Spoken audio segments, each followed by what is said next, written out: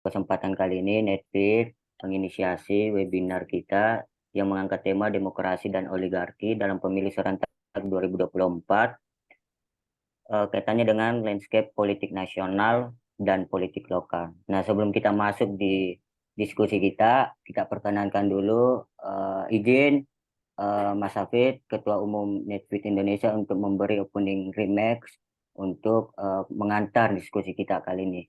Monggo, Mas Hafid. Terima kasih Mas Rafli, selamat sore Mas Wasisto, Mas Imron, dan kawan-kawan semuanya. Bismillahirrahmanirrahim. Assalamualaikum warahmatullahi wabarakatuh. Syukur kehadirat Tuhan Yang Maha Kuasa, Allah SWT yang telah memberikan kenikmatan, kesehatan, keselamatan, dan juga keluangan waktu untuk kita bisa berdiskusi dan juga berkumpul secara virtual pada sore hari ini. Saya mengucapkan banyak terima kasih ke Mas Wasisto, Mas Imron, Mas Rafli, dan kawan-kawan semuanya nanti akan secara aktif berdiskusi tentang topik pada sore hari ini. Kita rasa topik ini menjadi penting untuk bagaimana kita melihat konteks dan juga dinamika demokrasi yang ada di Indonesia. Apalagi dalam waktu dekat kita akan menyambut pesta demokrasi pemilu serentak tahun 2024, yang mana mungkin nanti Mas Wasisto juga bisa menyinggung bahwa pemilu kita itu menjadi pemilu terbesar di dunia kaitannya dengan jumlah pemilih gitu ya. Amerika dengan kiblat demokrasinya misalkan secara kuantitas toh juga belum sebesar kita, dan dari segi keserentakannya pun pemilu 2024 ini mungkin menjadi pemilu serentak pertama yang menggabungkan antara pemilu eksekutif dalam pemilu Pilpres, kemudian pemilihan legislatif, dan juga pemilihan kepala daerah dalam 1 tahun periode yang sama, yang berbarengan. Dan kaitannya dengan topik demokrasi dan oligarki, meskipun sahabat-sahabat mungkin ada beberapa yang melihat fenomena ini sebagai fenomena 5 tahunan saja, ya, ketika kita berdiskusi terkait demokrasi dan oligarki, akan tapi bagaimana kemudian kita mampu melihat konteks dan juga landscape demokrasi kita, baik dalam konteks nasional maupun lokal. Tentu imbas dari pilihan demokrasi ataupun corak demokrasi itu sendiri yang nantinya juga akan berdampak pada segi dan juga kehidupan politik dan juga kehidupan berbangsa dan bernegara. Kemudian selanjutnya sahabat-sahabat dan kawan-kawan Netflix semuanya, tentu diskusi ini akan menjadi diskusi rutinan. Nanti kawan-kawan Netflix dengan beberapa narasumber terkait akan mendiskusikan topik-topik relevan untuk bagaimana kemudian kita memandang dan juga mempersiapkan diri dalam menyambut pesta demokrasi tahun 2024. Lain itu sahabat-sahabat semuanya, perkenankan Netflix Indonesia untuk kemudian juga men-sharekan begitu ya agenda terdekat kita. Kita sedang dalam rangka melakukan kegiatan call for articles untuk kompetisi penulisan. Sahabat-sahabat semua bisa berkontribusi di sini. Kita juga nanti akan berdiskusi panjang dengan Mas Wasis, Mas, katanya dengan topik-topik ini, untuk kemudian melakukan proses perbaikan dan sebagainya. Ada 7 topik penting, teman-teman, dalam call for articles ini yang nantinya akan kita publikasikan dalam sebuah buku, ya. Tentu ini sebagai ikhtiar panjang kita bagaimana keterlibatan kelompok pemuda dalam menyambut pesta demokrasi tahun 2024. Nanti untuk informasi lebih lanjut, sahabat-sahabat bisa mengakses di sosial media kami, dan karena ini adalah sifatnya kompetisi menulis, jadi nanti siapa saja yang bisa ikut dalam proses ini, semua bisa ikut gitu ya. Mulai akademisi, anggota partai politik, aktivis HAM demokrasi, aktivis mahasiswa, penyelenggara pemilu, pemantau pemilu, dan juga masyarakat umum. Kenapa Netflix Indonesia menginisiasi forum ini ya, untuk melibatkan banyak kelompok dalam proses penulisan ini, supaya kita mendapatkan banyak insight, banyak perspektif, banyak masukan, termasuk dari penyelenggara pemilu, dari peserta pemilu, dari masyarakat pemantau pemilu, dan juga dari akademisi, bagaimana kita melihat sejarah panjang dari demokrasi kita. Jadi nanti informasi lebih lanjut akan kami sampaikan dalam chat box ataupun sosial media kita yang lain, kemudian teman-teman bisa berpartisipasi dalam kegiatan. Mungkin itu sahabat-sahabat dan kawan-kawan semuanya. Terima kasih atas kesempatannya. Semoga sahabat-sahabat bisa aktif dan juga berpartisipasi sampai diskusi ini selesai. Terima kasih sahabat-sahabat semuanya. Kurang lebihnya mohon maaf. Assalamualaikum warahmatullahi wabarakatuh. Waalaikumsalam warahmatullahi wabarakatuh. Baik, seperti yang dijelaskan tadi Mas Hafid selaku ketum Netflix, kita dalam waktu dekat memiliki ikhtiar kepenulisan buku sebagai upaya untuk memaksimalkan demokrasi kita menjadi lebih baik dan berintegritas. Nah, untuk selanjutnya, izinkan teman-teman sekalian kita beralih ke diskusi interaktif kita. Eh, Sekiranya sudah ada Mas Wasisto Raharjo selaku peneliti di Badan Riset dan Inovasi Nasional atau BRIN, dan juga narasumber kedua kita adalah Imron Wasi, Mas Imron Wasi selaku manajer riset dan advokasi publik di Netflix Indonesia. Nah, izin Mas Wasisto sebelum masuk, aku izin share, share ya screen-nya Mas untuk materinya Mas. Saya aja nggak apa-apa, Mas Raffi, saya sendiri. Eh, Tum udah di co-host Mas Wasistonya. Udah. Oh, baik, teman-teman sekalian, perkenankan kita untuk masuk di dalam ruang dialog kita secara virtual ini. Mohon teman-teman sekalian juga sekedar informasi tadi dari Ketua Umum Netflix bahwa teman-teman juga bisa berkontribusi dalam penulisan buku tadi untuk upaya memaksimalkan potensi-potensi demokrasi kita menuju ke arah yang lebih ideal. Nah, untuk selanjutnya, Mas Wasisto mungkin bisa kita masuk efisiensi waktu dalam diskusi kita terkait dengan demokrasi dan oligarki dalam pemilu serentak 2024 melihat landscape politik nasional dan politik lokal, Mas. Monggo, Mas, karena kita kurang lebih 5 sampai 6 bulan lagi akan menghadapi momentum demokrasi yang khususnya itu dianggap sebagai seremonial saja, 1 hari penghitungan dan pemungutan dan penghitungan suara, tetapi dampaknya itu bisa sampai 5 sampai 10 tahun, Mas. Monggo, Mas. Nah, ya, sebentar. Baik. Screen saya kelihatan belum ya? Udah, Mas. Kelihatan. Kelihatan ya? Ya, kelihatan ya? Udah, Mas. Udah Baik. kelihatan. Baik. Sebelum saya mulai, waktu untuk saya berapa menit, Mas Raffi? 20 menit, Mas. 20 menit dari sekarang ya. Baik. Baik. Eh, Terima kasih. Selamat sore semuanya para sahabat Netflix. Yang pertama, saya mengucapkan banyak terima kasih pada Netflix Indonesia yang telah mengundang saya, wabil khusus Mas Afid, sobat lama, yang mengundang saya di forum diskusi ini. Yang kedua, Mas Imron Wasi juga kawan yang saya kenal juga, dan juga Mas Rafli dan teman-teman di sini. Jadi yang ingin saya nanti diskusikan sebenarnya secara umum sudah diketahui banyak orang di luar sana ya.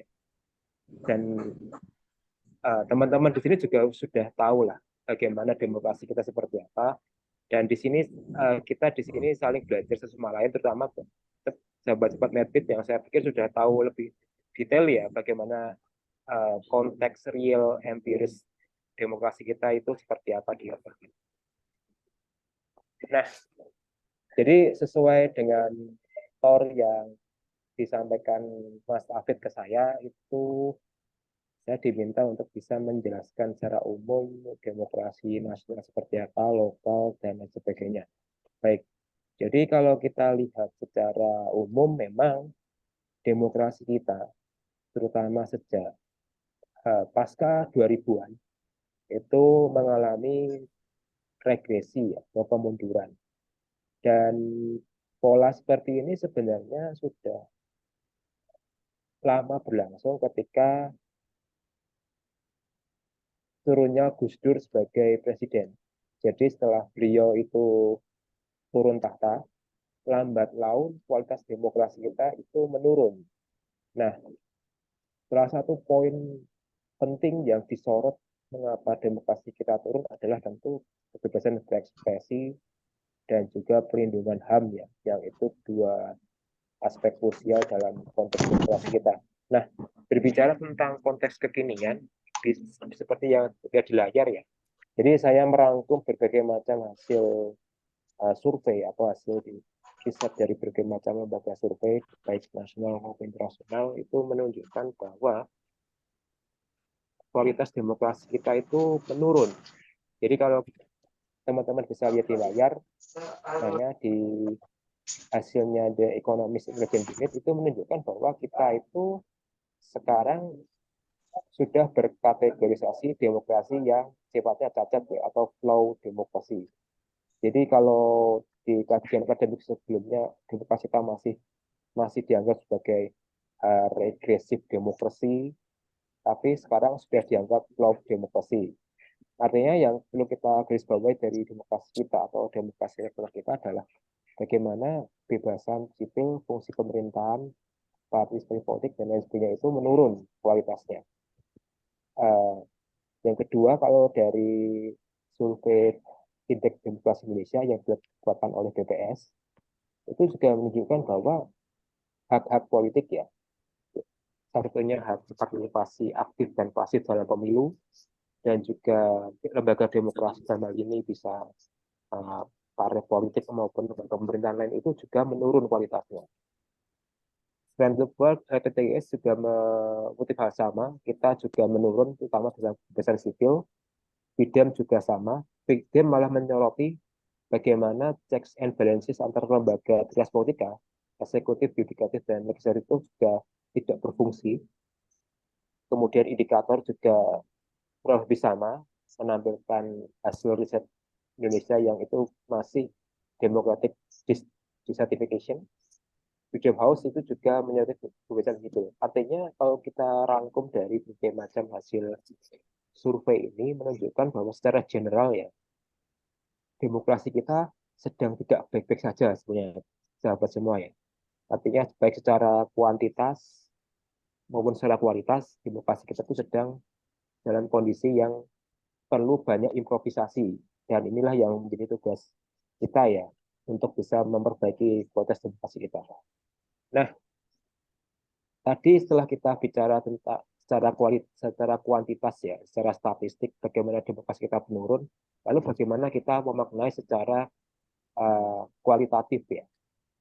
Ada 3 poin yang ingin saya sampaikan pada para sahabat di sini ya. Yang pertama itu kelemahan lembaga politik dan pemerintahan. Teman-teman atau sahabat di sini mungkin sudah pada paham semua ya, di mana kita melihat adanya pelemahan KPK, kemudian fungsi MK yang tidak segarang ketika dulu Pak Mahfud MD menjabat misalnya, atau mungkin DPR yang sekarang ini satu kata dengan presiden misalnya. Artinya memang lembaga trias politika yang tadi saya singgung itu tidak atau mungkin kurang dalam mekanisme checks and balances ya, atau mungkin agak melemah di sini. Yang kedua tentu adalah soal regresi demokrasi atau dalam hal ini partisipasi politik ya.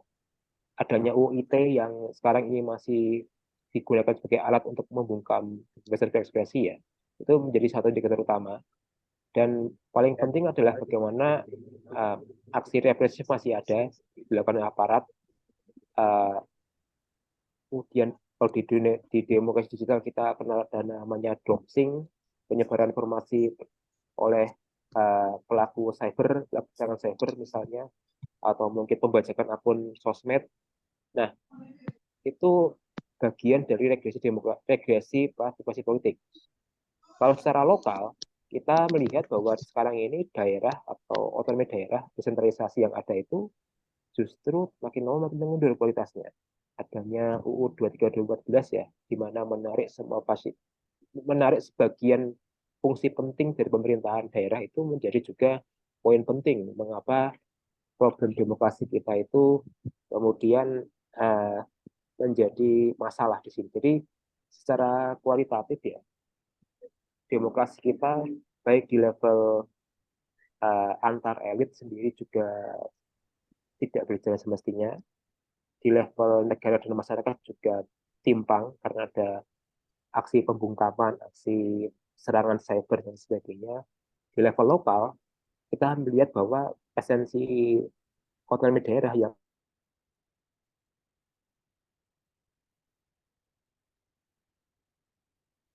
provinsi atau kemudian adanya sekarang kita mengenal UU Desa yang menjadikan desa sebagai entitas politik misalnya. Jadi ketiga poin ini yang menyebabkan secara umum ya demokrasi kita itu sedang mengalami masalah di sini. Nah, lalu bagaimana kita melihat secara digital? Nah, kalau tadi yang saya singgung itu kita melihat bahwa demokrasi kita itu baik secara institusional, secara partisipatoris itu bermasalah. Lalu kalau secara digital kita juga melihat bahwa sebenarnya demokrasi digital pun juga tidak baik-baik, sedang bermasalah ya. Kalau teman-teman atau para sahabat lihat di layar di sini, kita melihat bahwa produksi hoax itu makin lama makin mengerikan. Jadi kali ini saya kutip dari hasil risetnya Mavindo ya, Masyarakat Anti Fitnah Indonesia di tahun 2022, itu menyebutkan bahwa yang namanya konten menyesatkan itu menduduki poin teratas ya dalam dalam ekspresi demokrasi digital kita. Artinya konten-konten yang sifatnya sesat itu atau salah atau dalam ini menyebarkan disinformasi, misinformasi itu yang menyebabkan demokrasi cyber kita itu bermasalah karena kita bisa terpapar hoax, terpapar berita bohong yang itu malah justru memperlebar labelisasi atau polarisasi antar masyarakat. Nah, tentu yang paling mengerikan dari konten menyesatkan ini adalah atau konten-konten lain itu adalah bagaimana upaya mereka itu memanipulasi informasi bagi pembacanya. Jadi kalau para sahabat itu bisa mengerti ya berbagai macam trik yang dilakukan oleh para para media ya seperti itu ya, mereka menggunakan clickbait, menggunakan kata bombastis dalam headline mereka atau mungkin memanipulasi informasi, itu adalah bentuk dari disinformasi yang mana itu sifatnya prejudice ya, prejudice yang itu uh, malah kita tidak bisa bersikap kritis, tapi malah bersikap emosional. Nah, sikap emosional inilah yang membuat demokrasi kita makin menurun ya, karena kita tidak lagi bersikap rasional dalam melihat politik demokrasi, wabil khusus pemilu dan hal itu. Terus ketika tadi kita menyinggung soal hoax, soal kita tentu harus melihat bagaimana kombinasi hoax yang ada di secara kita ya. Hal yang paling penting, yang paling kentara adalah bagaimana manipulasi gambar ya atau video itu menduduki poin paling atas. Artinya di sini kita harus tahu bahwa sebagian besar pemilih kita tadi pemilih muda yang lebih suka mendapatkan informasi berbasis visual, berbasis audio visual misalnya, sehingga mereka menjadi target yang rentan untuk dari para pembuat konten bermasalah tadi itu ya. Jadi itu yang pertama. Yang kedua, kalau soal teks itu juga menjadi poin yang paling penting untuk kita lihat bahwa penyebaran teks yang manipulatif juga menjadi masalah dalam demokrasi digital kita. Artinya di sini secara umum ya, secara nasional khususnya, memang demokrasi digital yang awalnya itu diidealkan sebagai alat untuk bisa mempersempit jarak antara elit dan masyarakat, lambat laun kemudian malah jadi memperlebar. Dan ironisnya adalah memperlebar di kalangan masyarakat itu sendiri, antara mereka yang pro dan kontra dan sebagainya. Sehingga inilah yang menjadi akar permasalahan utama sekarang ini. Justru kita itu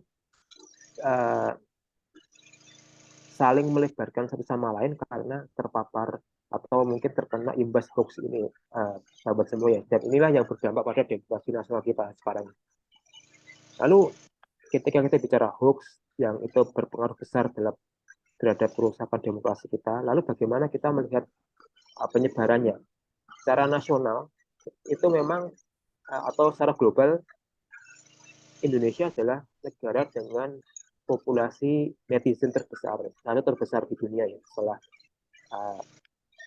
Tiongkok dan juga USA ya. Nah, intensitas kita menggunakan sosmed ya, terutama dalam hal ini Facebook, Twitter, bahkan WhatsApp itu yang menjadi platform utama bagaimana kita kemudian sering mendapatkan limpahan informasi, limpahan data, limpahan potongan-potongan berita mungkin yang itu belum tentu semuanya verifikatif. Dan inilah yang menyebabkan kenapa kita tidak mau atau mungkin enggan menerima informasi yang berbeda atau mungkin tidak sesuai dengan preferensi kita. Dan inilah yang menyebabkan diskusi dua arah yang itu idealnya dilakukan dalam demokrasi itu makin lama makin berkurang, sahabat semua ya. Jadi justru yang kita lihat masalah demokrasi nasional kita secara global itu bukan di masalah institusi secara fisik ya, DPR atau mungkin lembaga pemerintah lain, tapi justru di antara kita sendiri ya, di mana kita itu sekarang ini agak sukar menerima perbedaan informasi, perbedaan opini, dan kita justru emosional. Jadi inilah yang justru menjadi penyumbang terbesar ya mengendurnya demokrasi nasional kita, terutama di ranah digital, sahabat semua. Dan lalu bagaimana kita melihat narasi-narasi yang ada ditampilkan? Nah, seperti yang dilihat di layar ya, kita ada 3 tipe di sini narasi. Yang pertama wedge driver ya, artinya wedge driver ini adalah narasi yang itu mempunyai maksud tertentu untuk bisa membangkitkan sentimen negatif. Dalam hal ini yang sudah pernah kita lihat adalah sentimen politik identitas, menggunakan agama, menggunakan etnisitas. Kemudian ada juga narasi yang sifatnya pipe dream, yang itu memberi harapan palsu, yang itu ada di posisi kedua. Yang ketiga adalah pipe dream ya, di mana sama-sama juga menyebarkan informasi yang itu tidak akurat.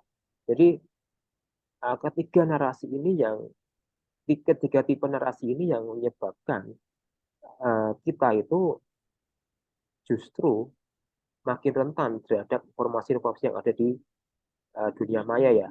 Sehingga ketika kita sudah terpapar, sudah mungkin sudah terpapar dan kemudian kita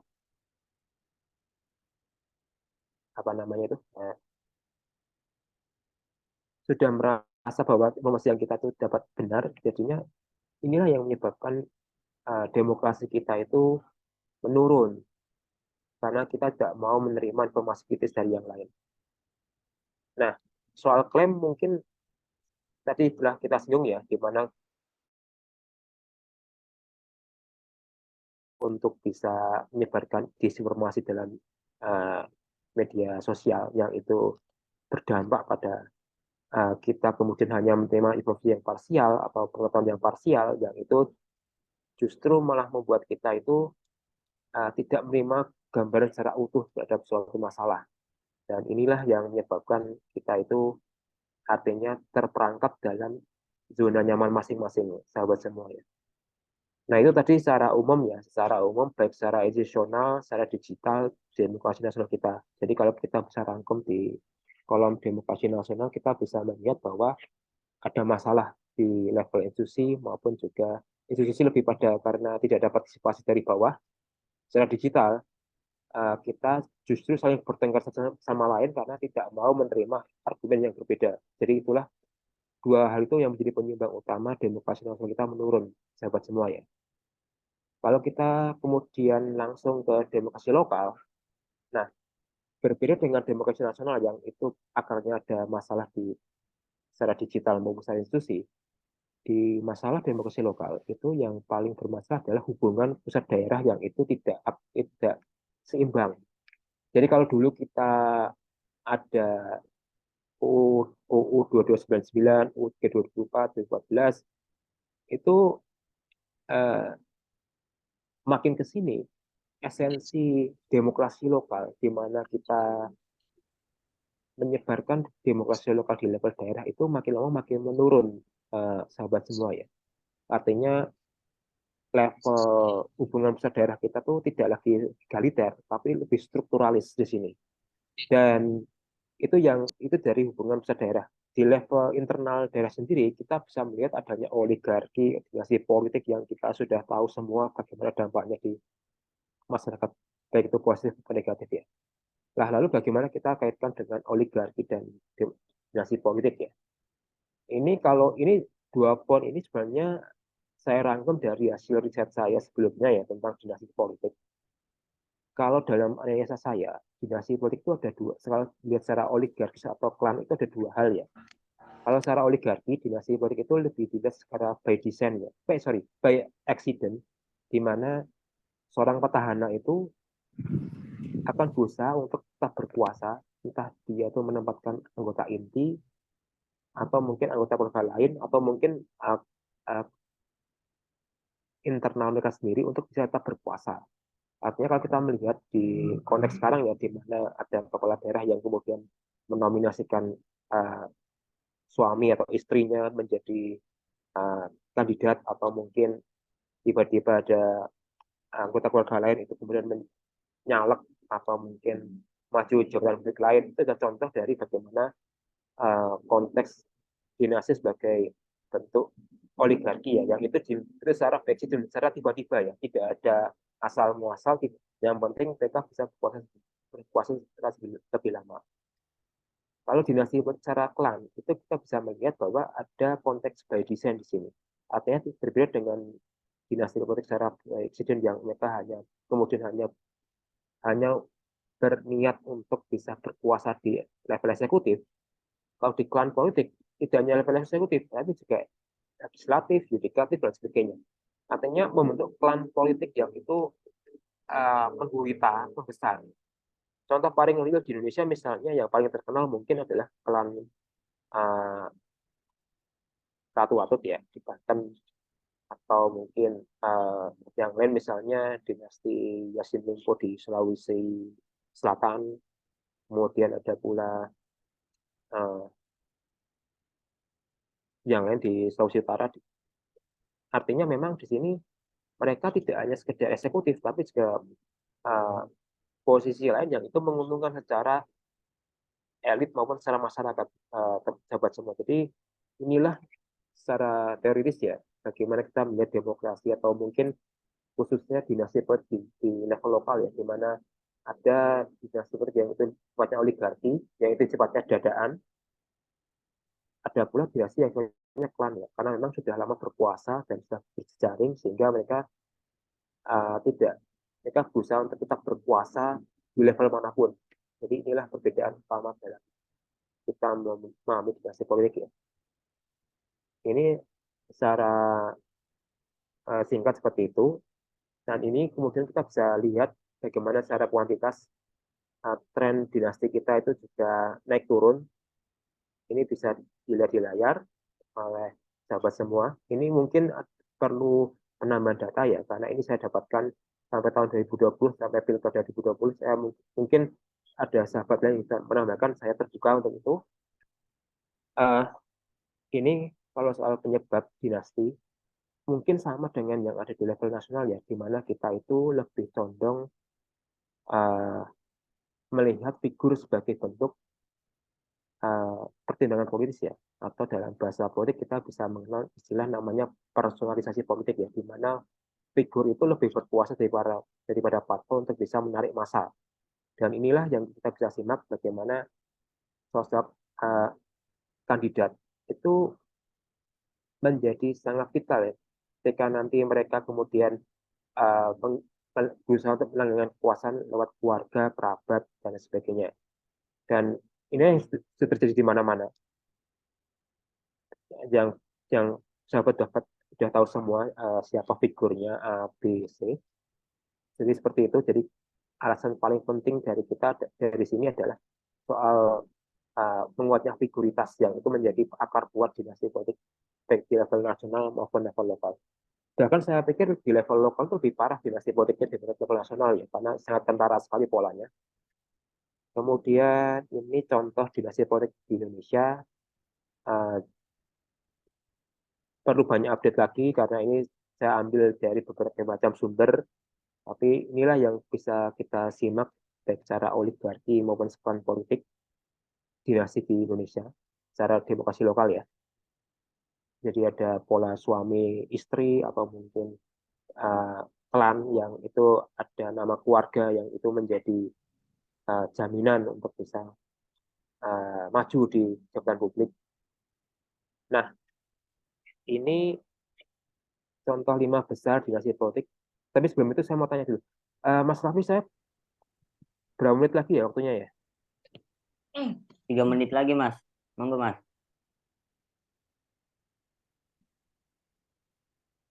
Halo, Mas Wasisto. Mohon dirasionalisasi angka satuan dan jumlah volume. Dinasti politik yang ada di Indonesia ya.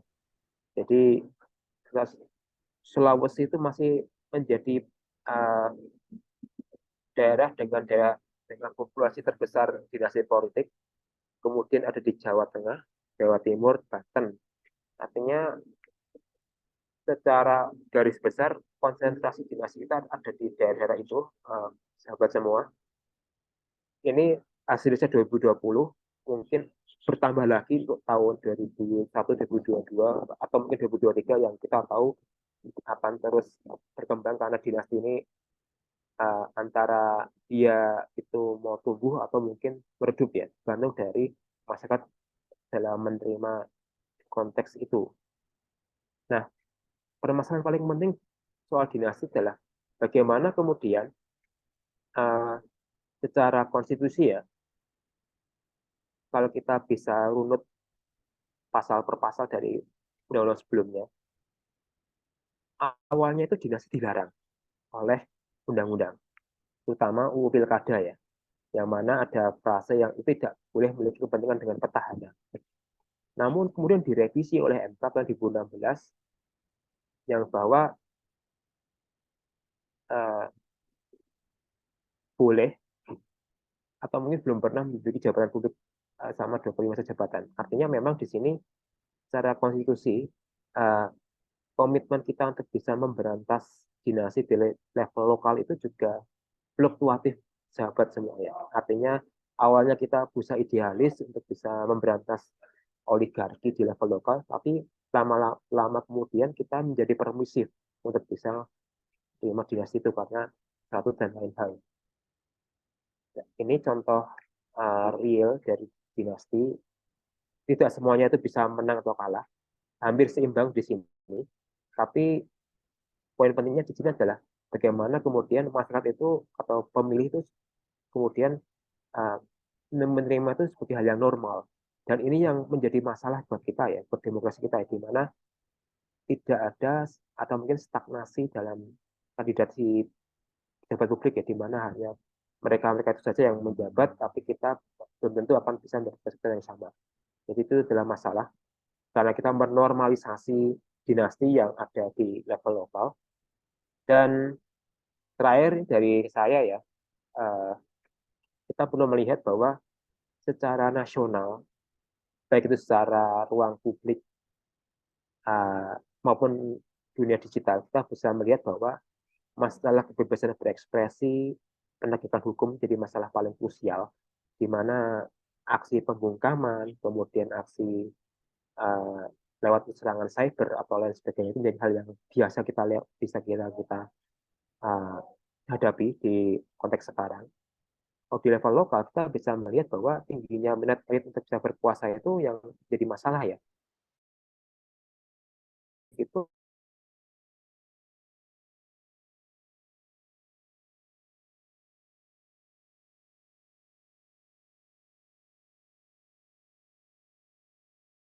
saya dari saya, kurang lebihnya saya mohon maaf.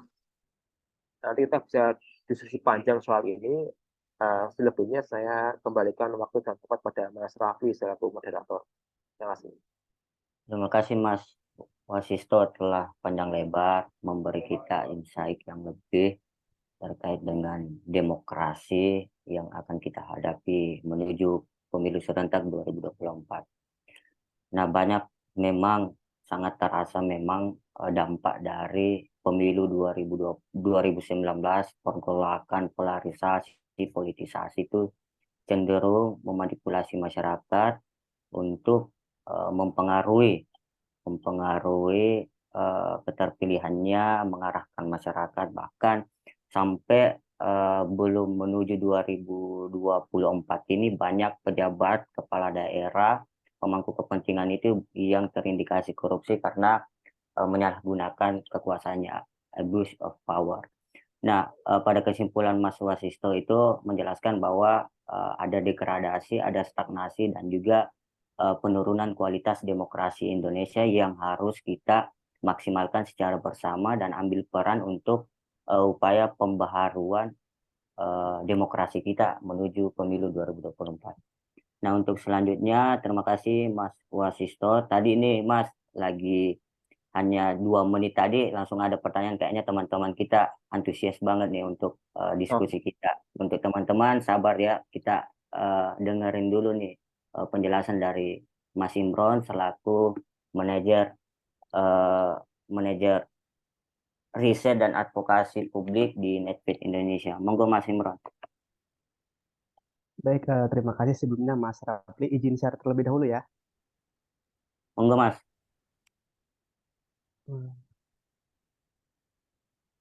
Udah kelihatan belum Mas Rafli? Sudah Mas, sudah aman. Oke. Eh, Baik, terima kasih atas kesempatan dan waktunya Mas Rafli yang saya hormati juga, dan juga ada Mas Wasisto, ini guru saya. Mungkin teman-teman juga sering melihat secara kasat mata publikasi-publikasi beliau di beberapa penerbit. Tentunya juga guru saya ada Pak Dr. Haris yang sudah berkenan hadir pada kesempatan sore hari ini, dan kemudian juga teman-teman insan pers yang sudah hadir pada diskusi Netfeed Indonesia. Baik, izin melanjutkan diskusi yang sudah disampaikan oleh Mas Wasisto tadi terkait dengan demokrasi ya, refleksi demokrasi di tanah air. Nah, mungkin sebagian besar dari kita hari ini sering mendiskusikan terkait dengan pemilu 2024 ya, yang rencananya akan dilaksanakan secara serentak. Di bulan Februari mungkin kita akan melaksanakan pemilihan presiden dan pemilihan legislatif. Nah, sedangkan pada bulan berikutnya, kalau tidak salah bulan November ya, itu akan diselenggarakan pemilihan kepala daerah. Nah, oleh karena itu, tentunya dari berbagai tahapan pemilu menjelang 2024 ini banyak problem yang perlu kita diskusikan agar konsolidasi demokrasi di tanah air juga mencapai titik stabil begitu. Nah, kalau kita lihat teman-teman semua, di sini memang sejak reformasi politik terjadi pada 1998, arena politik domestik maupun regional itu mengalami perubahan, termasuk mungkin kebebasan berekspresi, kemudian menyatakan pendapat, mendirikan partai politik, dan lain sebagainya. Sehingga ini dalam pandangan masyarakat sipil juga sesuatu yang bersifat angin segar begitu. Yang awalnya pada rezim Orde Baru itu tidak leluasa seperti yang pasca reformasi dirasakan. Nah, kemudian masalah kebebasan sipil juga menjadi suatu topik utama hari ini.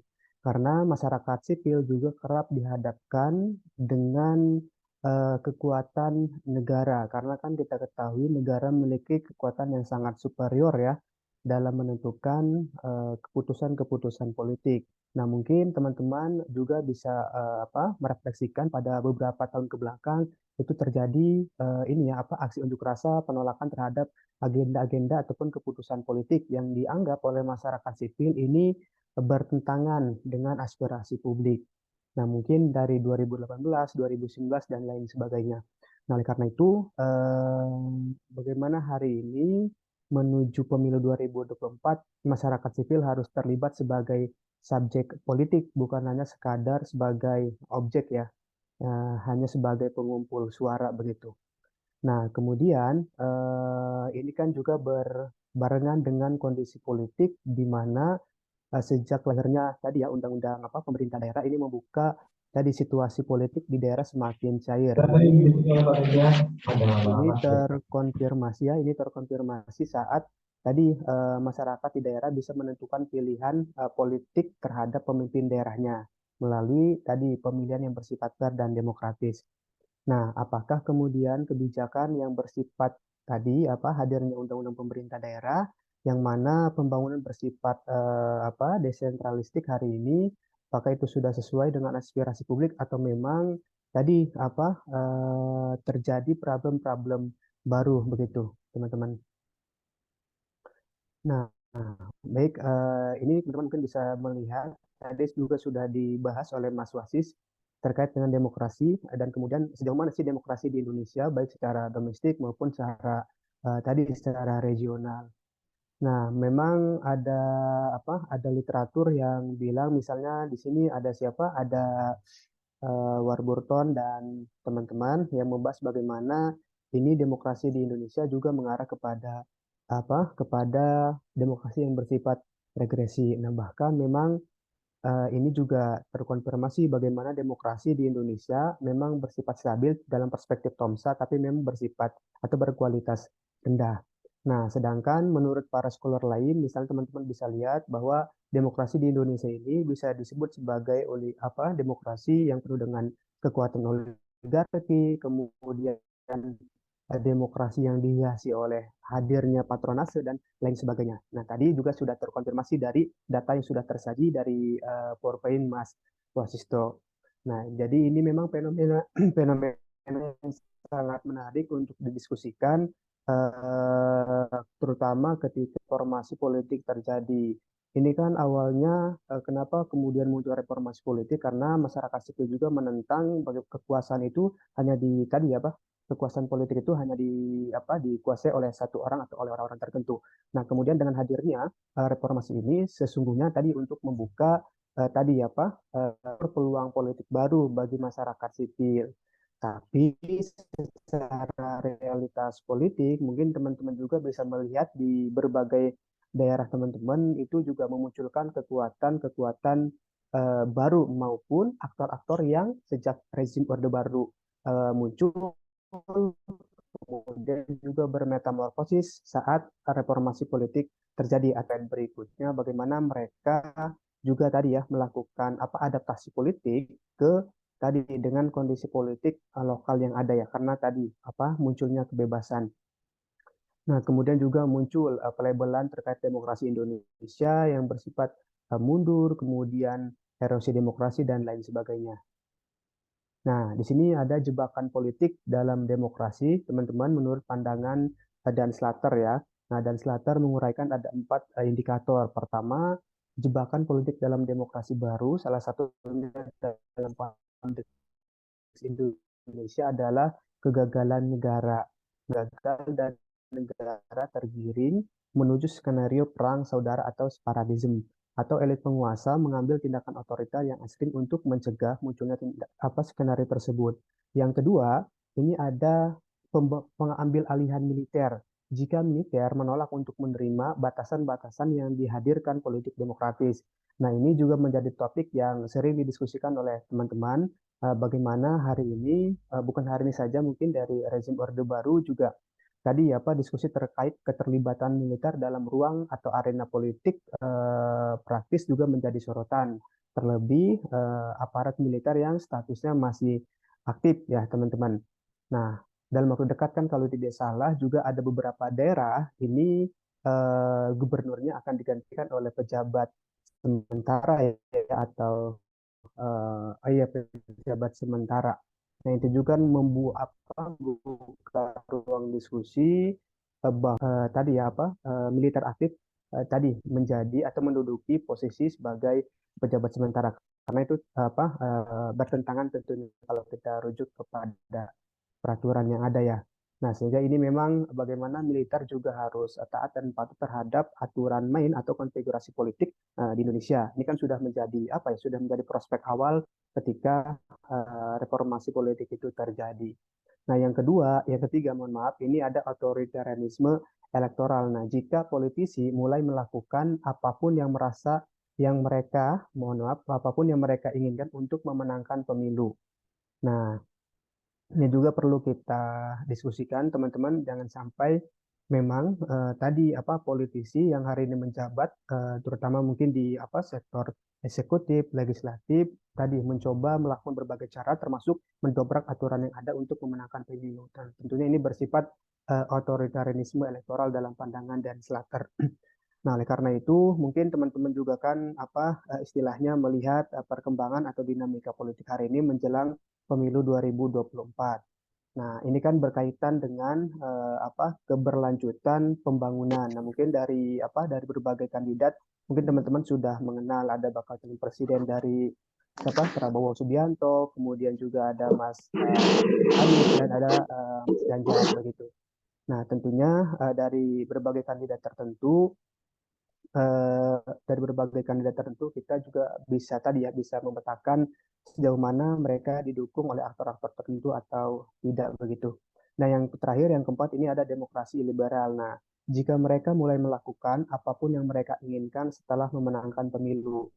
Nah, ini mungkin salah satu konsensus yang kemudian dibangun adalah bagaimana partai politik yang awalnya menjadi oposisi, kemudian ketika sudah terpilih pemimpin yang demokratis, ini turut bergabung dalam pemerintahan.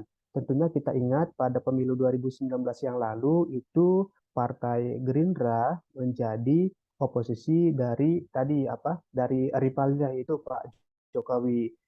Namun sejak mungkin tercapainya kesepakatan politik, Pak Prabowo dan Pak Sandiaga Uno sebagai pasangan yang melawan ini Pak Jokowi dan Pak Kiai Ma'ruf Amin ini turut bergabung. Nah, tentunya hal-hal seperti itu yang kemudian perlu kita diskusikan lebih dalam, teman-teman. Nah, kemudian juga ada pertanyaan, apakah demokrasi kita itu bisa mati di tangan militer atau di tangan pemimpin sipil? Nah, di sini saya meminjam istilah dari Lepetsky dan Ziblatt yang mengatakan bahwa demokrasi itu bisa mati di tangan orang-orang bersenjata. Nah, sebagai ilustrasi, misalnya demokrasi di Argentina, Brazil, dan Thailand, juga demokrasinya hancur karena kekuatan militer dan pemaksaan. Nah, artinya memang ada pengambil alihan kekuasaan yang dilakukan oleh militer untuk dan terkutip mengkudeta pemerintahan pemimpin sipil yang demokratis begitu. Nah, kenapa kemudian mereka mengambil alih? Karena kan mereka sudah memiliki tools yang sangat banyak ya, teman-teman. Nah, namun juga demokrasi ini bisa mati atau tenggelam, istilahnya itu juga ketika pemimpin yang terpilih, baik itu presiden, perdana menteri, melalui proses demokratis. Nah, misalnya di negara A itu ada presiden yang terpilih secara demokratis dipilih oleh rakyat. Nah, itu juga dalam pandangan Lepetsky dan Ziblatt ini juga bisa membuat demokrasi mati jika sang presiden terpilih ini tidak komit terhadap prinsip demokrasi terkait dengan kesetaraan politik, partisipasi politik, kebebasan sipil dan lain sebagainya.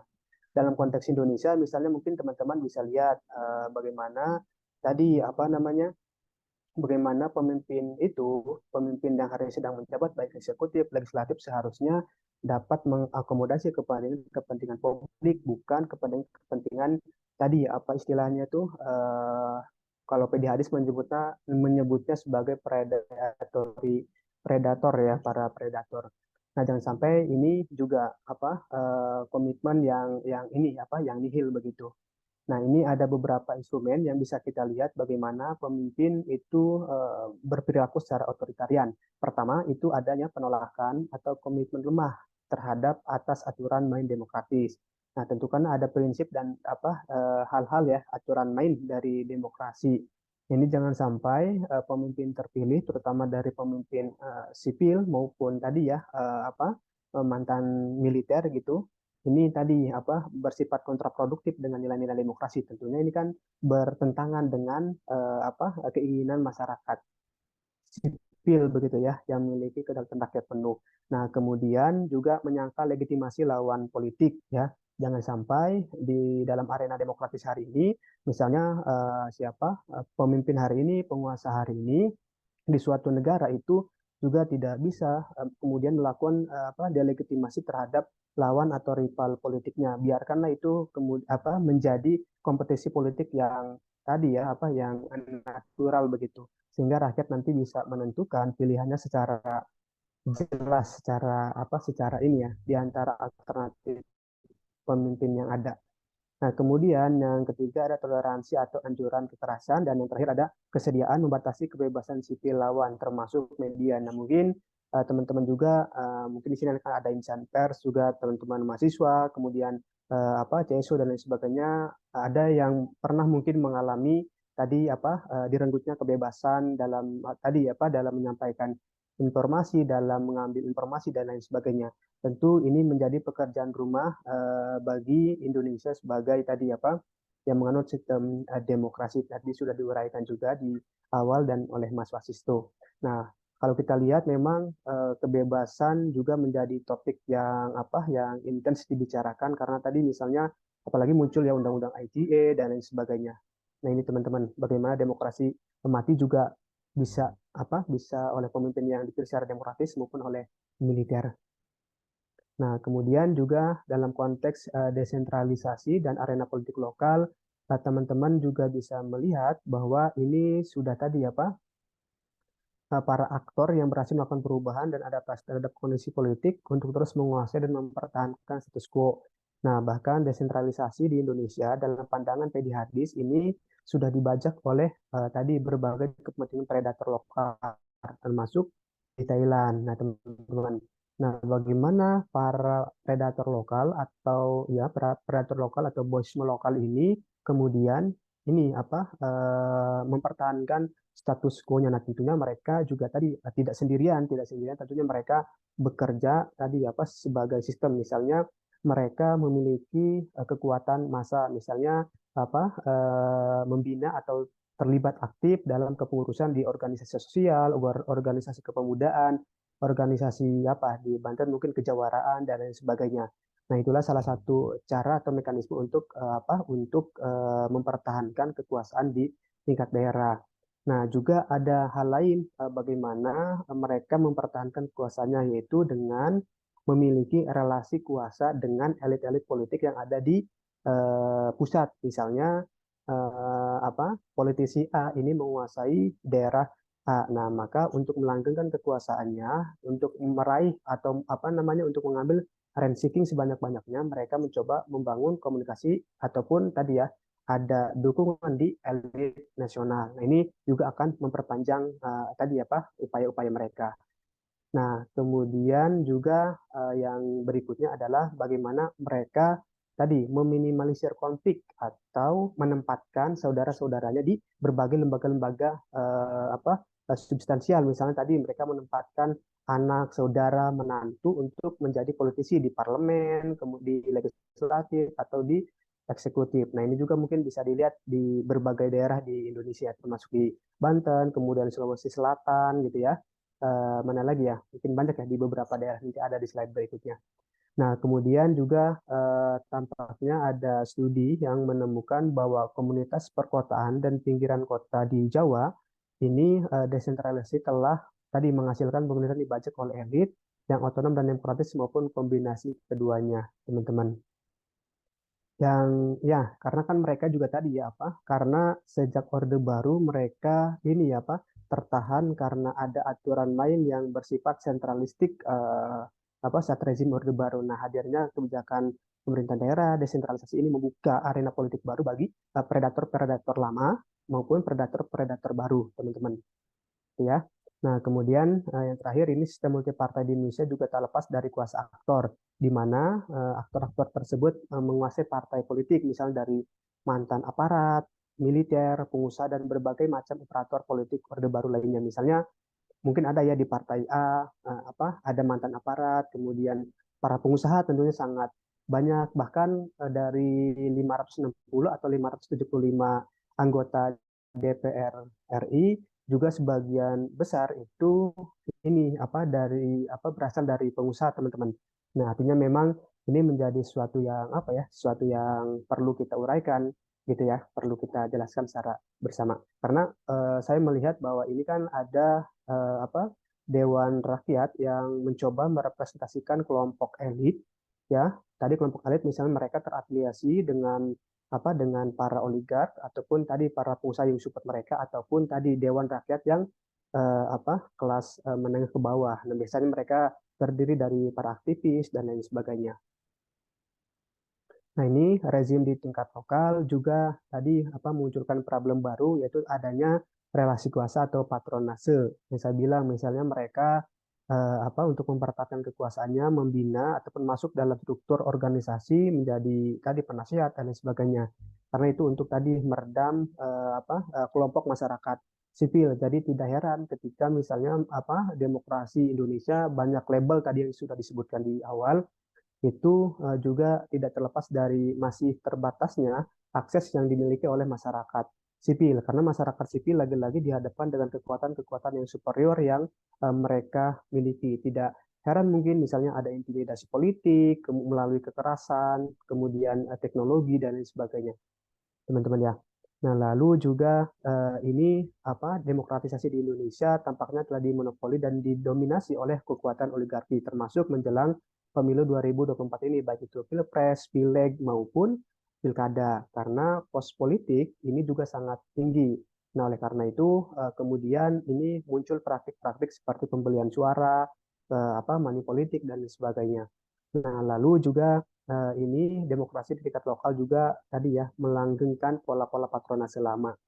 Nah, lalu kita di tingkat lokal mungkin teman-teman juga merasakan bahwa pilkada itu hanya sebatas dijadikan sebagai tadi apa arena perdagangan suara ya. Hari ini kan mungkin teman-teman kita sebagai rakyat juga hanya apa ya hanya sebatas menjadi pemasok suara pada pemilu. Nah, oleh karena itu persepsi itu coba kita ubah dan kemudian kita terlibat untuk mengawal proses-proses pemilu termasuk mungkin ini ya apa keterlambatan di beberapa pekan yang lalu pengumuman seleksi atau komisioner Bawaslu begitu ya ataupun hal-hal lain yang menjadi presiden buruk demokrasi di masa yang akan datang.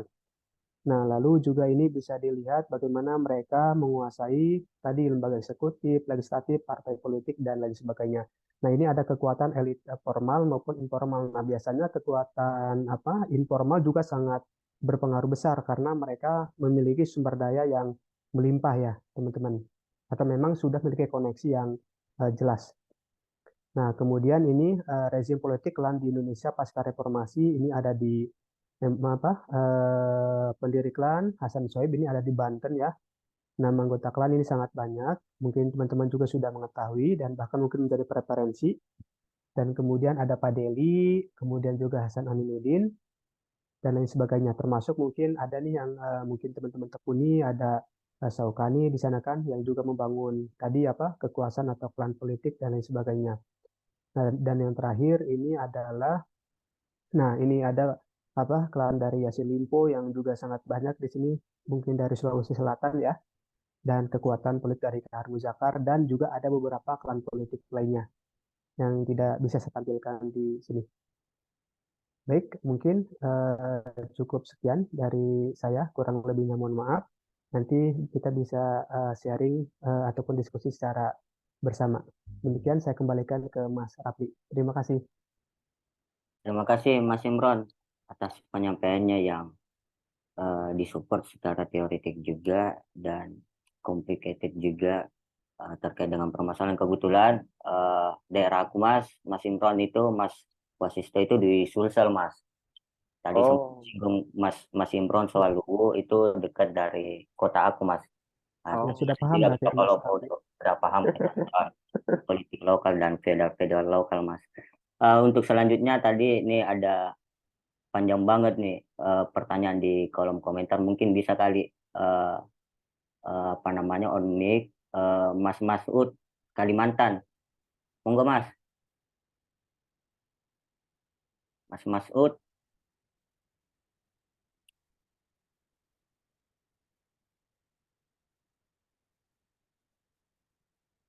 Kita buka dulu sesi pertanyaan dua orang. Mas Masud ada? Satu lagi Mbak Sinli Ihwalianti ada. Boleh on mic Mbak untuk menyampaikan pertanyaannya, pernyataan sekaligus pertanyaan. Monggo Mbak. Atau ada kali teman-teman yang ingin memberi pertanyaan, resen aja Mbak. Mas.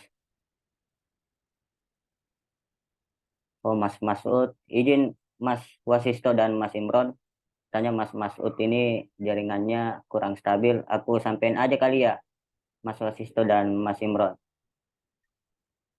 Eh, Pertanyaannya kurang lebih seperti ini Mas. Pertanyaannya ini ada 3 dan panjang banget nih. Oh ya, Pertama, kita mengharapkan demokrasi yang ideal, demokrasi yang substansial, tidak hanya sekedar prosedural, tapi kenyataannya untuk masuk ke sana lewat pemilu. Sekarang tahapan pergantian komisioner Bawaslu dan KPU diadakan di tengah-tengah tahapan pemilu. Juga syarat dengan kepentingan karena semua melakukan tameng atau backup parpol semua wilayah. LSM ini maksudnya apa ya? Murni titipan. Nah, melihat suasana seperti ini, apa solusinya, Mas? Itu yang pertama. Yang kedua, masih dari Mas Masud, sekarang oposisi kok tidak ada beda dengan pemerintahan secara gerakan. Itu pandangannya kira-kira seperti apa. Dan ketiga, kualitas lembaga trias politika itu menurun. Demokrasi kita lembaganya ada, tapi culture berdemokrasi kita makin menyedihkan. Untuk mengembalikan ke hita demokrasi yang utuh itu gimana, Mas? Monggo Mas Wasisto dan Mas Imron kita jelasin dulu pertanyaan dari Mas Masud ini. Monggo Mas Wasisto. Mas Raffi bisa minta tolong diulang yang pertanyaan pertama? Pertanyaan pertama terkait dengan tahapan pemilu Mas, yang rekrutmen Bawaslu dan KPU yang di tengah-tengahnya itu masih ada konflik kepentingan Mas, dan mengalami proses tahapan pemilu Mas. Harusnya rekrutmen itu sebelum masuk tahapan pemilu Mas.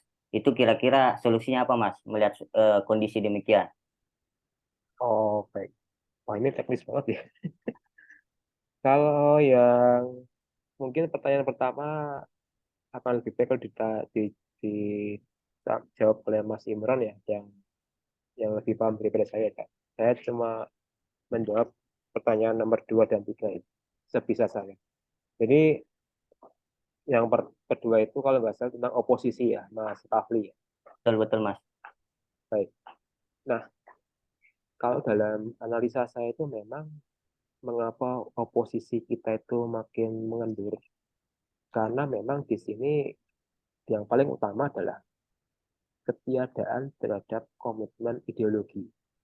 Jadi kalau kita bandingkan dengan negara-negara lain yang itu menganut ideologi ya, misalnya liberal, sosialis, uh, kiri, kanan, tengah, dan sebagainya, itu kan diwujudkan dalam sistem partai mereka ya. Misalnya kalau di Amerika Serikat itu kita mengenal Partai Demokrat yang itu uh, kiri tengah, yang itu sangat pro minoritas, buruh, dan sebagainya. Sementara Republikan itu partai yang agak liberal kanan, pro pengusaha, dan sebagainya.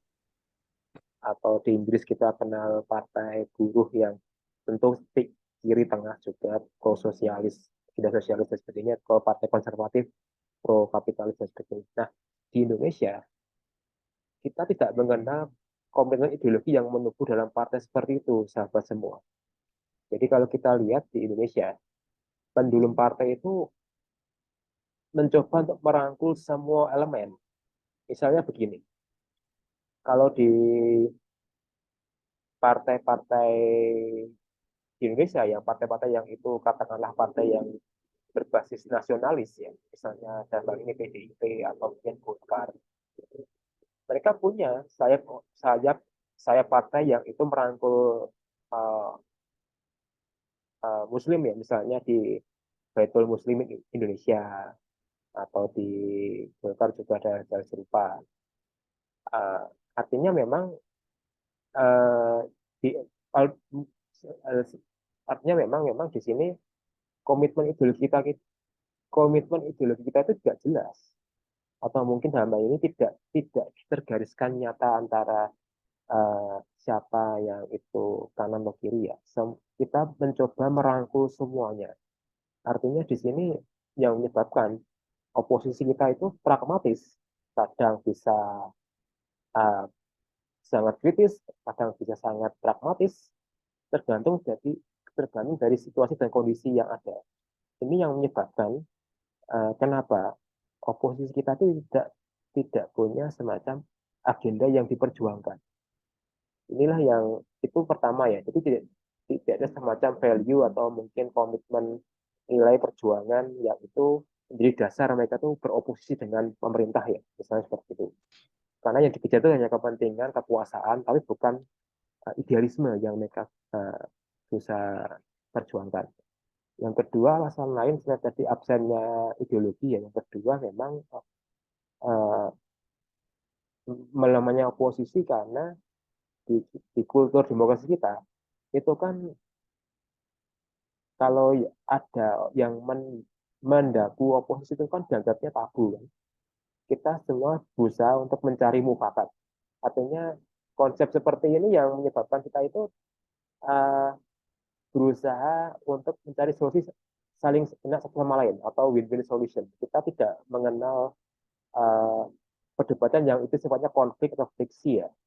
Artinya semua bisa dimufakatkan, bisa disolusikan, bisa dimusyawarahkan. Hal ini yang berdampak kita itu lebih condong uh, akomodatif terhadap semua kepentingan. Semua bisa ditampung, semua bisa diselesaikan, tapi itu yang menyebabkan uh, kita itu tidak terikat terhadap suatu prinsip karena semua bisa dimufawarkan, bisa dimusyawarahkan. Ini yang kultur seperti ini ya, kultur komunal ini yang menyebabkan kita juga kemudian membuat kita tuh miskin oposisi ya, karena yakin semua itu bisa dibicarakan. Nah inilah kedua hal ini ya, secara ideologis maupun secara kultur yang menyebabkan oposisi kita itu dalam hal ini beda konteksnya dengan yang ada di negara-negara lainnya. Nah, yang ketiga, kalau kita bandingkan melemahnya kias politika, kita harus akui bahwa sekarang ini kan eh, pasca pandemi ya tentunya, itu kan yang paling berkuasa kan eksekutif ya. Semua tersentralkan ke eksekutif, bahkan kalau kita, atau mungkin sahabat-sahabat bisa melihat hasil survei Mutakhir ya, approval rating Pak Jokowi kan paling tinggi, 80 sekian persen. Itu sementara yang lembaga lain itu agak kalah popularitasnya. Dan karena pandemi yang menyebabkan semua tersentralkan ke figur eksekutif. Nah, artinya itu yang menjadi semacam ketimpangan relasi pengawasan antar legislatif, eksekutif, dan yudikatif.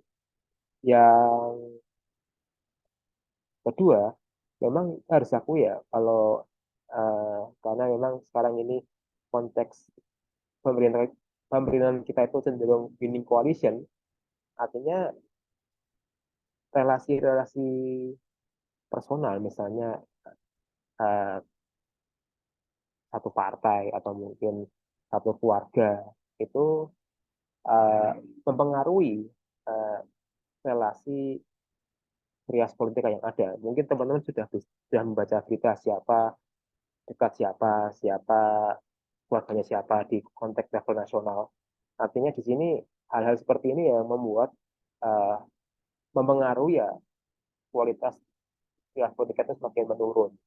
Jadi itu sih dari saya ya, Mas Rafli ya. Mungkin yang poin pertama bisa atau mungkin Mas Imron bisa menambahkan poin-poin saya yang pertanyaan kedua dan ketiga.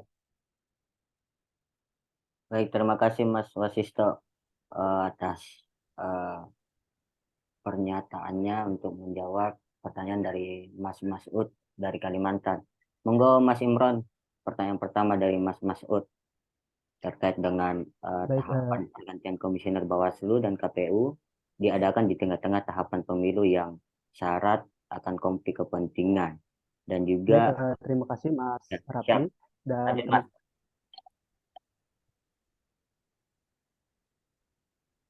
baik, terima kasih sebelumnya Mas Rafli dan teman-teman yang sudah interaktif atas diskusi yang kita bangun pada sore hari ini.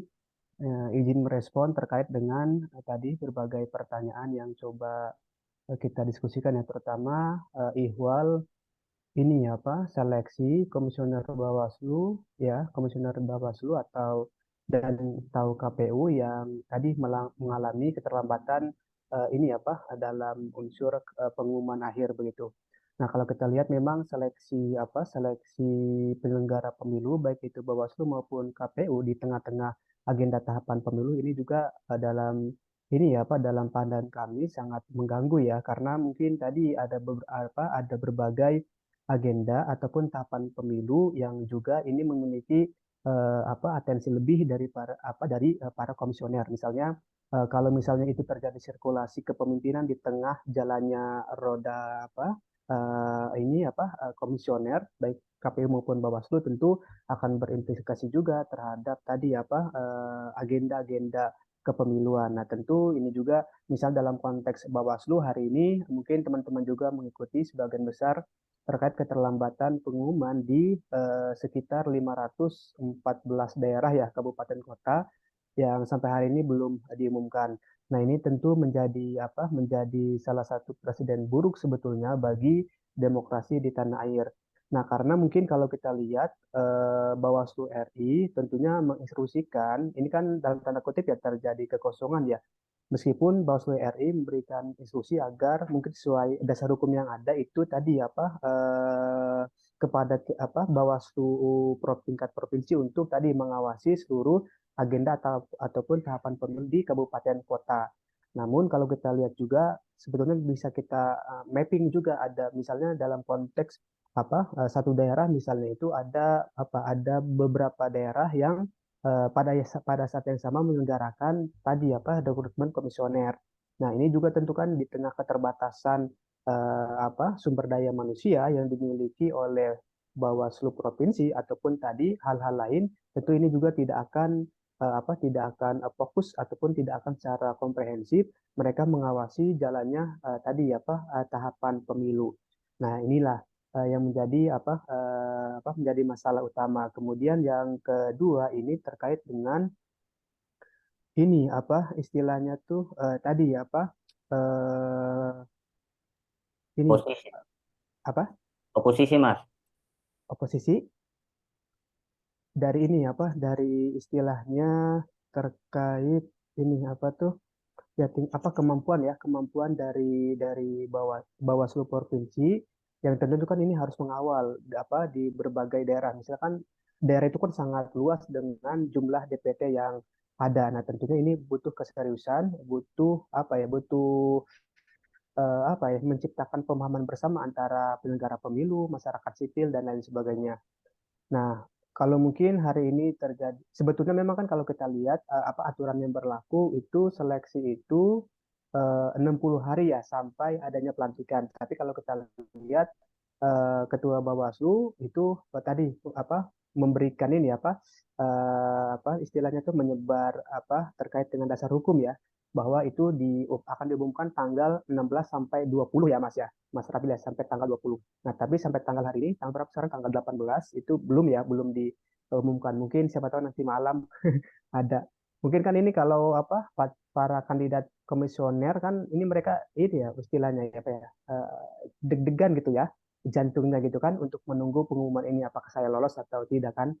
Nah, terus kemudian terkait tadi juga ini dalam persepsi publik memang muncul juga upaya-upaya misalnya bakal calon komisioner ini terafiliasi atau didukung oleh entitas politik misalnya oleh partai politik A, B, C, D dan seterusnya.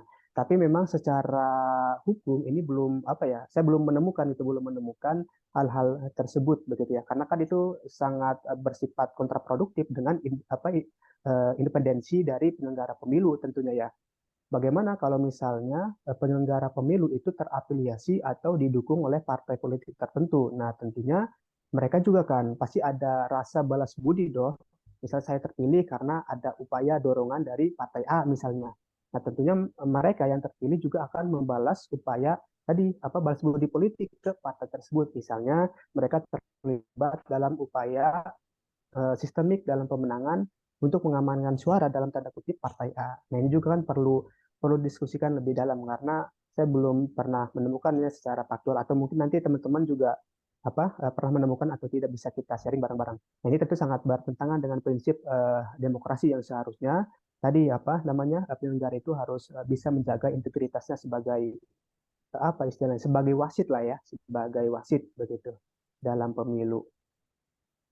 Terus kemudian yang kedua ini oposisi ya, terkait oposisi. Kalau saya lihat memang melemahnya oposisi terutama partai politik juga tadi diakibatkan tadi Mas Wasi sudah menjelaskan karena mungkin dari aspek ideologi mungkin ya dari aspek ideologi partai politik tersebut.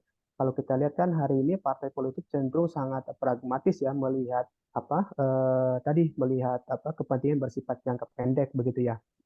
Nah, ini juga tentu menjadi menjadi sesuatu yang yang cukup mengkhawatirkan dalam arena demokrasi di tanah air, teman-teman. Karena kan dalam konteks demokrasi harus ada tadi ya checks and balances begitu. Jangan sampai penguasa itu tidak ada kontrol terutama dari partai politik, kemudian dari masyarakat sipil dan sebagainya itu sangat berbahaya, teman. Oleh karena itu, kita pada sore hari ini juga kan menyelenggarakan diskusi untuk tadi mengawal proses-proses demokrasi dan kepemiluan di tanah air.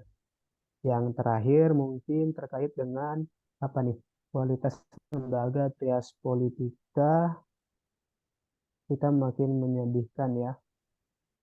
Ya memang tadi mungkin tadi Mas Raffi juga sudah menjelaskan, Mas Wasis juga sudah menjelaskan bagaimana pimpinan-pimpinan partai politik atau anggota dan kader partai politik ataupun para politisi yang memimpin menjadi gubernur, kepala daerah dan anggota DPR, DPRD itu tadi ya tertangkap atau ditangkap oleh lembaga anti rasuah. Nah, tentunya ini juga menjadi sesuatu yang menjadi sangat bahaya begitu ya bagi lembaga-lembaga trias politika di tengah tadi struktur peluang politik yang sangat tertutup bagi masyarakat sipil ini kan kalau kita lihat misalnya bahaya ketika munculnya kesenjangan ya atau kesenjangan atau istilahnya tuh pemerataan ya secara ekonomi. Nah, tentu itu akan berdampak juga pada tertutupnya peluang politik ya terutama kan bagi kita nih sebagai masyarakat sipil kelas 3 ya bagi masyarakat kelas 3 susah juga kan kita maksudnya dalam konteks ini kita perlu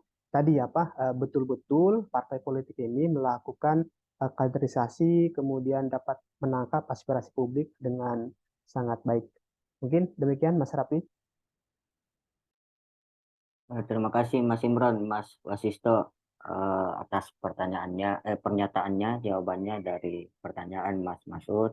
Barangkali mungkin masih ada teman-teman yang ingin memberi pernyataan sekaligus pertanyaan, silakan resen atau mungkin Mas Masud bisa ditanggapin pernyataan jawaban dari Mas Wasisto dan Mas Imron. Monggo Mas. Mas, terima kasih banyak atas kesempatan yang diberikan. Minta maaf karena saya mau menyampaikan pertanyaan tadi lewat verbal, tetapi agak terganggu jaringan. Minta maaf Kalimantan agak begitu cuacanya agak kurang. Ini gini Mas, yang saya Mas Imron ini yang mau saya tanggapi itu bukan tentang pengumumannya, tetapi supply untuk masuk calon komisioner ini itu gimana itu supply-nya untuk masuk ke sana itu lewat proses-proses politik. Nah, gimana ketika mereka terpilih, bagaimana kemudian hasilnya nanti outputnya kan mereka ini panitia-panitia penyelenggara ini yang akan menyeleksi nanti mengawal kepemimpinan nasional yang akan berlangsung, kepemimpinan nasional dan kepemimpinan lokal ya. Nah, kalau di situ sudah tidak beres, itu bagaimana dengan hasil outputnya nanti? Nah, itu yang pertama ya. Itu yang harus dijabarkan, itu yang belum saya dapat dari Mas Imron. Yang nomor 1 sama yang nomor 2 sama nomor 3 itu sudah kayaknya agak aman tadi. Saya sudah puas dengan jawaban Mas Wasis ya. Saya kira itu Mas Imron. Oke, baik. Terima kasih Mas Ud ya dari Kalimantan. Kalimantan mana Mas? Kalimantan Timur ya. Oh, IKN. luar biasa dekat dong ya ke ibu kota. Kota. Nanti upacara di sana tahun depan ya. Kalau oposisi naik ya belum tentu. Oke, izin merespon Mas Ud. Tadi terkait dengan apa ini apa namanya penyelenggara pemilu ya di tengah agenda tahapan pemilu, kita tahu memang apa istilahnya ya kandidat-kandidat komisioner ini kan memang ini ya apa istilahnya bagian dari proses politik karena mereka juga tadi apa ada istilahnya apa ya fit and proper test ya tadi apa di agenda atau tahapan terakhir ya.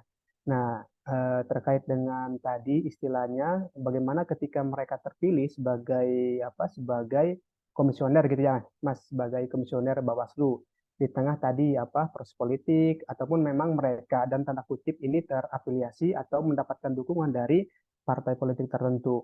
Nah, tentunya saya dan teman-teman juga mencoba ini apa mendiskusikan terkait dengan hal ini karena ini perlu pengawasan lebih lebih ekstensif dari masyarakat sipil ya dari masyarakat sipil karena bagaimanapun tonggak terakhir yang hari ini dimiliki oleh tadi apa untuk mengawal proses-proses agenda tahapan pemilu itu adalah masyarakat sipil yang tadi saya sampaikan di awal jangan sampai kita sebagai masyarakat sipil ini juga terisolasi atau menjadi objek semata dari proses politik 2024 mendatang terlebih kan mungkin Mas Masud juga secara usia juga masuk mungkin ke kelompok milenial atau zilenial gitu kan ini kan suara yang sangat berpotensi besar untuk menentukan arah gerak bangsa ke depan ya terutama para pemimpin terpilih. Nah, tentunya memang perlu perlu pengawasan dari masyarakat sipil secara penuh ya, baik itu dari unsur mahasiswa, pemuda gitu ya, ataupun NGO, CSO dan lain sebagainya. Meskipun di ruang publik ini juga muncul ya kasakusuk politik bahwa apa istilahnya tuh kandidat komisioner ini terafiliasi atau didukung oleh partai A dan lain sebagainya begitu. Tapi memang secara hukum saya belum pernah menemukan begitu. Mungkin Mas Masud pernah menemukan atau pernah mendengar juga begitu. Oke, Gimana Mas sip. Masud? Siap. Terus yang ke Gimana? statementnya tadi yang sampaikan ya, saya ingin sampaikan gini. Kita itu masyarakat sipil dituntut oleh aktivis lain untuk melakukan pengawasan. Sedangkan kita ini disibukkan juga dengan mencari suaka untuk berlangsungkan kehidupan sehari-hari. Nah, saya pikir kalau misalnya melakukan pengawasan itu butuh biaya, Pak. Nggak ada orang mereka yang melakukan pengawasan digaji. Kemudian masyarakat sipil Anda suruh untuk berpartisipasi full untuk mengawasi mensukseskan demokrasi itu mereka nggak dapat efek apa-apa dari situ gitu. Gimana itu, Sudah. Mas? Oke. Terkait dengan masyarakat sipil yang tadi misalnya di satu sisi mereka harus mengawasi proses rekrutmen di penyelenggara pemilu, sedangkan di sisi yang lain mereka sampai hari ini misalnya harus tadi mencari sesuap nasi ya untuk tadi kehidupan berlangsungnya keluarga gitu ya. Nah, dalam konteks ini proses demokrasi, Mas. Proses demokrasi, Mas. Bukan cuma proses pemilu, Mas. Iya, maksud saya itu kan nanti dibahas sambil urai.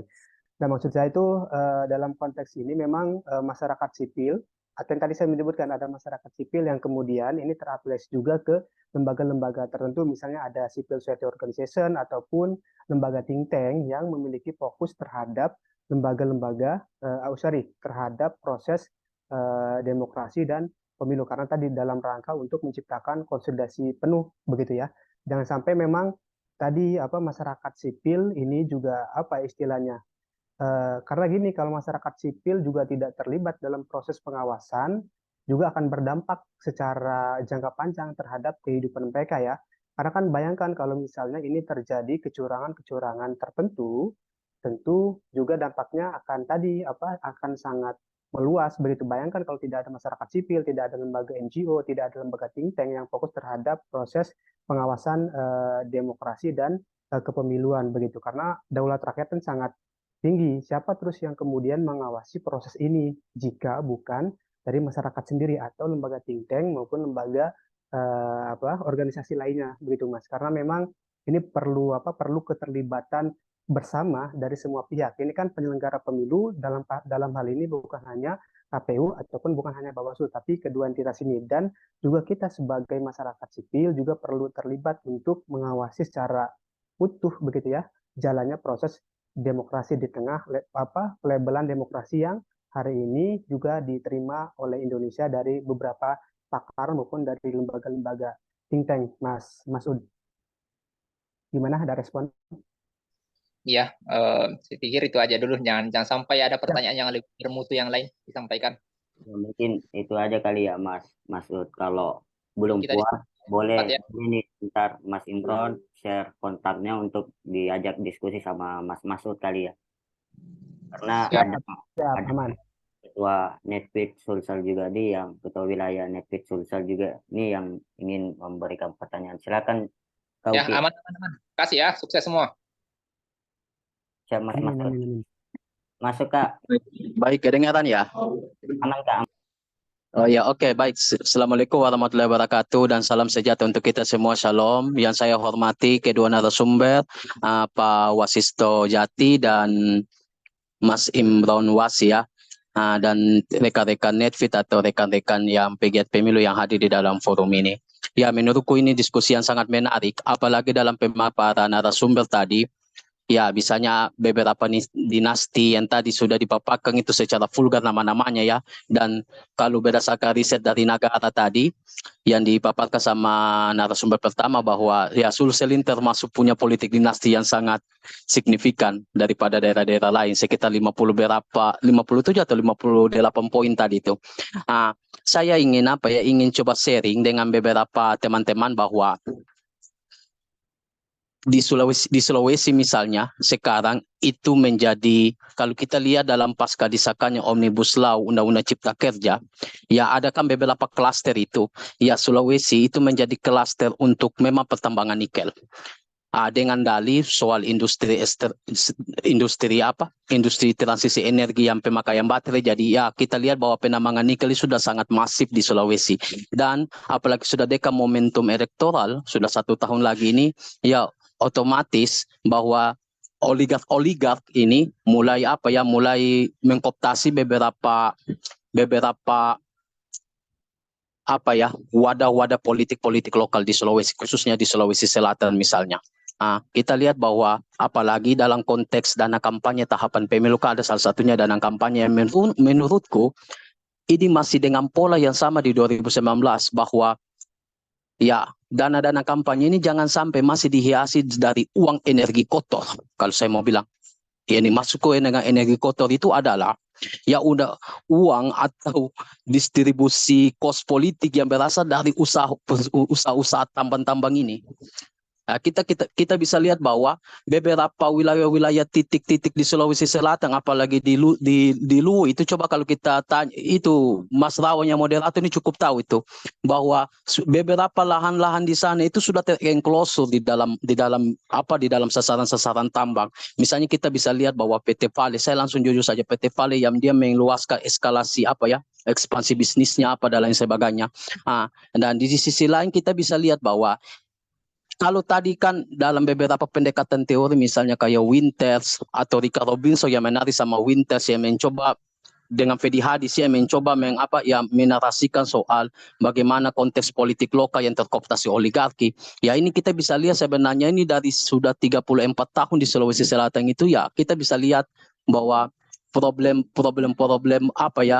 ijon politik, kalau bahasanya teman-teman Jatam itu ijon politik yang bermain di bisnis tambang ini ya sudah kooptasi dan punya pengaruh yang sangat signifikan di dalam kontestasi atau baik sejak Orde Baru, bahkan pasca reformasi pun mereka masih tumbuh pesat gitu. Dan dulu mungkin mereka bermain dalam politik nasional, sekarang pasca Orde Baru itu mereka kembali ke daerah dan bermain juga di kalangan-kalangan elit lokal. Ya kita bisa tahu bahwa problematisnya otonomi daerah itu kan salah satunya memicu elit-elit lokal.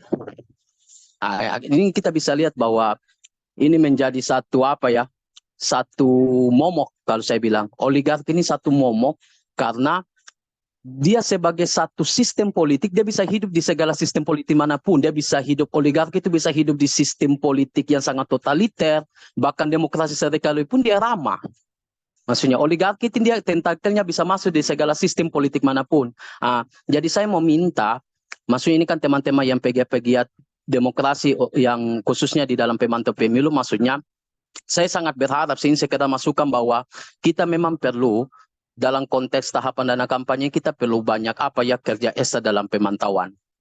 Nah, apalagi saya menganggap bahwa Netfit ini dia termasuk lembaga baru dan ini apa ya, dan ini termasuk kerja-kerja keumatan lah untuk kita kemudian ya kalau masih peduli dengan demokrasi kita semua ini, bahwa setidaknya kita selama-lamanya iman kita memantau gitu, khususnya dalam konteks apa ya, memantau dana kampanye gitu. Karena itu yang tadi saya bilang bisa jadi kooptasi-kooptasi kos-kos politik dari ijong-ijong politik itu yang fokus di isu tambang itu masih tetap bermain seperti narasi-narasi pemilu sebelumnya. Mungkin begitu. Saya kembalikan ke moderator. Terima kasih semua. Assalamualaikum warahmatullahi wabarakatuh. Terima kasih Kak Uki atas penambahannya. Memang tugas memantau pemilu ini kurang lebih tugas-tugas keumatan dan tugas-tugas kenabian yang tidak digaji, dengan semangat sukarela, upaya untuk terus mengupayakan seideal mungkin demokrasi, tatanan demokrasi dan lembaga demokrasi kita ini menjadi lebih baik. Nah, sudah kurang lebih 1 jam kita berdiskusi, mungkin barangkali bisa Mas Wasisto dan Mas Imron untuk masuk di closing remark. Mas, monggo Mas, sebelum kita menutup kegiatan kita. Oh, baik. Saya dulu atau Mas Imran dulu? Maaf. Langsung aja Mas Wasisto. Baik, terima kasih Mas Raffi dan terima kasih pula sahabat-sahabat yang telah menyimak dari awal hingga akhir dan diskusi soal isu ini ya. Penutup dari saya mungkin tidak banyak ya, tapi yang saya tekankan di sini adalah demokrasi kita memang menurun kualitasnya. Secara kuantitas, demokrasi kita juga masih dalam tanda kutip ya, mengistimewakan elit-elit lama dan keluarga kroninya dan sebagainya daripada kita yang itu merangkak dari bawah. Namun di tengah dua kondisi demokrasi yang seperti itu, kita sebagai generasi muda jangan kemudian pesimis ya melihat Indonesia yang lebih baik ya, karena yang namanya roda terus berjalan, nasib bisa berubah. Bisa jadi mereka yang sekarang ini ada di pemerintahan atau mereka yang mencalonkan diri karena faktor tertentu itu menang atau bisa menduduki jabatan publik, tapi itu kan tidak langgeng ya. Nah, jadi saya pikir generasi yang sekarang itu tunggu saatnya untuk bisa berkiprah di level yang lebih tinggi ya. Karena yang namanya nasib itu selalu berubah, roda selalu berubah, dan demokrasi pun bisa berubah di Indonesia. Tergantung dari keyakinan kita untuk melihat Indonesia yang lebih depan. Itu saja dari saya, Mas. Baik, terima kasih Mas Wasisto. Monggo Mas Imron. Baik, terima kasih Mas Rafli dan teman-teman yang sudah berkenan hadir dan membangun diskusi pada sore hari ini. Semoga nanti kita bisa berjumpa kembali dalam momentum webinar berikutnya yang akan dilaksanakan oleh Netfit.